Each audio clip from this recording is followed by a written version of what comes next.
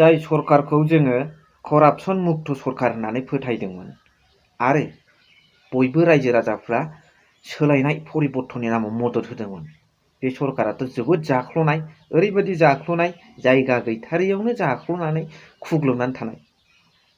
बानायनायाव जेसेबां फैसा गारदों रिपेयारिं खालामनायावसो खौथि खौथि अभार गुन खावसेनि बारा बानायनायाव थांनायनि फाननै बारा रिपेयारिंआव फैसा गारदों। बिनि फोरमानखौ नों आंजों नङा, बारग' बिटिसिनि फर्मार चिफ अफ बिटिसि श्रीजुत हाग्रामा महिलारि सारा होदों।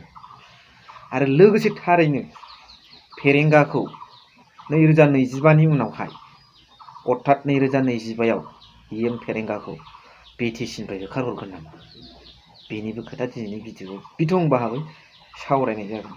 स' hello' everyone, once again welcome back to the channel. दिनैनि गोदान भिडिअ नोंथां बयखौबो गोसो गोथारै बरायदों, लोगोसे आसा खालामो इसोरनि अननायाव नोंथां बयबो मोजां दं।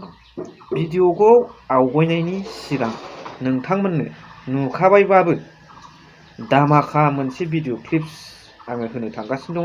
बेखौ नोंथांमोना नायनानै लाग्रोबानो जाबाय आरो मोजाङै खोनासंबानो जाबाय। बेनि उनाव सावरायगोन।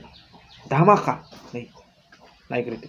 এইটো প্ৰমোদৰ কথা প্ৰমোদে আমাৰ লগত ফোনত কথা পাতি পেলাই যিখিনি কৈ আছে মোক খাম্পা আৰু চন্দনক ডাষ্টবিনত অলৰেডি পেলাই দিছে। এইবিলাক কৈ লাভ নাই।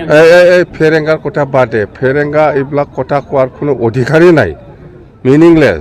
সি যিহেতু ফৰেনাৰ হয়, বিটিচিৰ বাসিন্দা নহয়, ইয়াৰ কথা কিবা মূল্য থাকে নেকি? চাই থাকক ফেৰেংগা যাম্বা, আপুনি এই বিটিচিৰ বাসিন্দা নহয়, মই আৰ্থিক কৰি পেলাই আপোনাক আউট কৰি দিম। 3 কোটিৰ আমি গেষ্ট হাউচ বনাই ইহঁতে ৰিপেয়াৰ কৰে 12 কোটিৰ। এটা কি? এইটো নতুন কথা নাকি? আপোনালোকে চাওকচোন, বিটিচি অফিচত যাই পেলাই চাওক। আমি মুঠতে 3 কোটি ওচৰা ওচৰি এই হাউলি গেষ্ট হাউচটো 12 কোটিত ৰিপেয়াৰিং কৰি আছে। আৰু সেই শিলিগুৰি যিটো গেষ্ট হাউচ সেইটো মানে 3 কোটিৰ অলপ বেছি হ'ব, সেইটো 12 কোটি। আৰু আপোনাৰ এই মুঠতে চব এনেকুৱা এই কিবাটো 5 কোটিৰ কিমান বা আছে। আমাৰ কৈলাশ কলনী গেষ্ট হাউচটো দিল্লীৰ, সেইটো 22 কোটি ৰিপেয়াৰ। আমাৰ চৰকাৰ আহিলে এনেকুৱা কেলেংকাৰী নাথাকিব। বিৰাট ভালকৈ আমি চৰকাৰ চলাম, আগৰ নিচিনা বাছ। এতিয়াতো দুৰ্নীতি কৰাৰ কোনো কিবাই নাই, মানে হিচাপে নাই। মানে বিটিচিত যদি 100 টকা আহে, এই 100 টকাৰ ভিতৰত আমি কেনেকৈ মানে মিছা স্কিম দি পেলাই, ভুৱা কিবা একটা দি পেলাই আমি পইচাটো ওলাই পেলাই খাব পাৰি, তাৰ কাৰণেহে ব্যস্ত। কাম কৰাৰ ক্ষেত্ৰত ব্যস্ত নহয়। আপোনালোকে চাওক, আমাৰ BPF দলে সেইদিনা ট্ৰাইনিয়েল কনফাৰেন্সত আমি ডিচিশ্যন লৈছিল যে কোকৰাঝাৰ খাৰিগাঁও ৰাস্তাটো 4 লেন আমি বনাম। চৰকাৰ আহিলে আমি 4 লেন বনাম বুলি কৈছে। এই যে চৰকাৰ আহি আছে, সেইদিনা CM ছাৰ এনাউন্স কৰি গ'ল, দেখা নাই 4 লেন হ'ব। नुनो मोनबाय, खोथायाथ' जोबोद सिरियास। रन्जित बसुमतारी फरेस्ट डिपार्टमेन्टनि बिटिआर बिथांखौ RTI होनानै बिटिसिनिफ्राय आउट खालामनाया सम्भबता नंगौना नङा? पसिबल है कि नहीं? दा जुदि बियो मोनसे लामा दंमारोबा आरो बिथाङा बे खोथाखौ लानानै सिन्था धारा खालामगोन ना खालामाखै आं मिथिया, आरो आं बेखौ बुंनोबो थाङा। इया बिखय नय खबर नाजा। खिन्थु खोथाया जाहैबाय मा, जाय करापसनखौ फेरेंगा सारमोनाबो खालामगासिनो दं आरो हाग्रामा महिलारि सारखौ लानानै जिबादि खोथा बुंदों, मान गैया, सनमान गैया।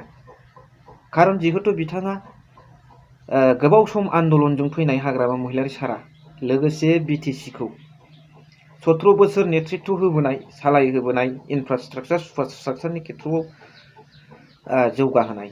बेल' नङा, आसाम सरकारनिफ्राय बिथाङा मोनसे गिदिर दैदेनगिरिनि श्रेणी महरै आवार्ड आजावखांबाय। बेबादि श्रेणीनि दैदेनगिरिखौ एथ' नेहाद रावजों बुंनाय, बिनिखायनो जों रायजो राजानि गेजेराव मोनसे प्रश्न, बे होखारनाया सम्भब जाथावो नामा RTI होनायनि गेजेरजों?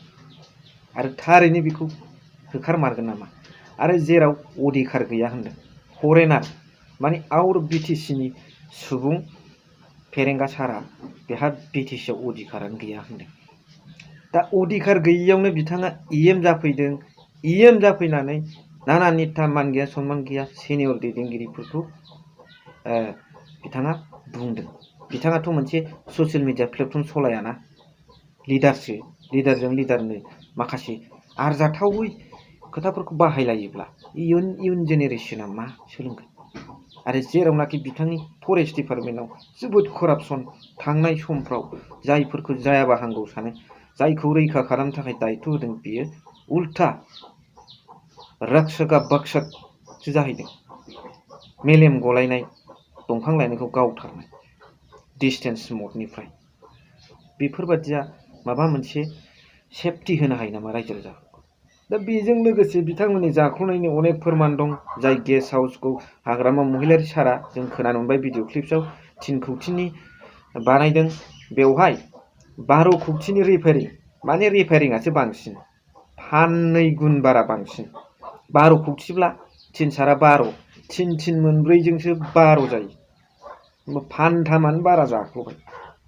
बेफोर मा? बे करापसन मुक्त सरखार नामा?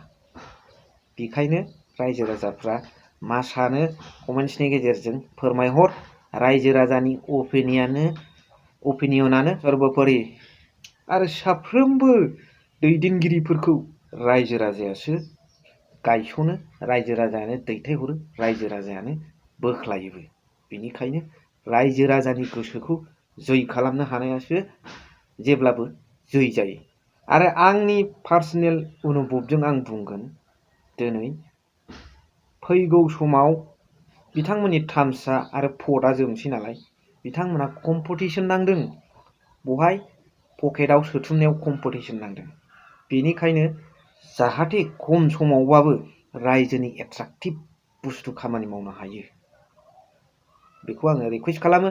लोगोसे रायजो राजाफ्रा जाय मावदों, मावखांनानै थांनायानो होन, मावगासिनो थानायानो होन, जाय मोजां खामानि मावदों रायजो राजाफोरनि उन्नति, लकेलनि सुबुंफोरखौ हाथाय बाजार न'खरफ्राव आसनि आरो गासिखौबो रायजो राजाफोरनो मोनसे मोजां सुबिदा, लकेलनि सुबुंफ्रानो खामानि मावनो सुबिदा होदों।